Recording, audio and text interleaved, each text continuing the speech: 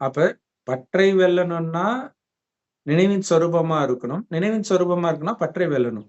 So இதுக்கு ம். எதுவுமே என்னிதில்ல, எல்லாமே பாபாவோடது. ம். சோ அது ஒரு முரளியில சொல்லியிருப்பாரு. எல்லாமே பாபாவுக்கு குடுத்துட்டீங்கன்னா, ஆ ம். அவருடைய நினைவு தானே வரும்.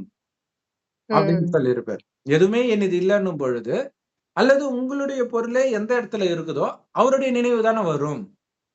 ஆமா. அப்படி எல்லாம் சொல்லியிருப்பாரு. அவர் குடுத்ததுங்கும்போது அவரோட பொருள் மாதிரி தானே அது. அவர்ட்ட ஆல்ரெடி கேட்டு அது அவருடைய செய்யும்போது அப்ப பொருள் அவரோட தான். நினைவு ஆ ஆட்டோமேட்டிக்கா வந்துரும். கரெக்ட். ஆல்ரெடி அவருடைய பொருள் தான். அடுத்தது அவர்கிட்டயே ஒப்படைக்கிறோம். அதனால அவருடைய ம். நினைவே இருக்கும். நினைவே அப்படின்னு இருக்கும். சொல்லியிருப்பாரு. சோ பாபா சொல்றாரு, இப்ப உங்க குழந்தைக்காக, உங்க கணவனுக்காக, உங்க மனைவிக்காக உழைச்சுக்கிட்டே இருந்தீங்கன்னா, அவங்களுக்காக அர்ப்பணம் பண்ணீங்கன்னா, அவங்க தான் ஞாபகம் வருவாங்க. இப்ப ம். பாபாவுக்காகவே எல்லாம் பண்ணிக்கிட்டு இருந்தா, பாபா ஞாபகம் வரப்போறாரு. அப்படின்னு சிம்பிளா ம். அதான் அதான் அர்ப்பணம் ஆகுறது.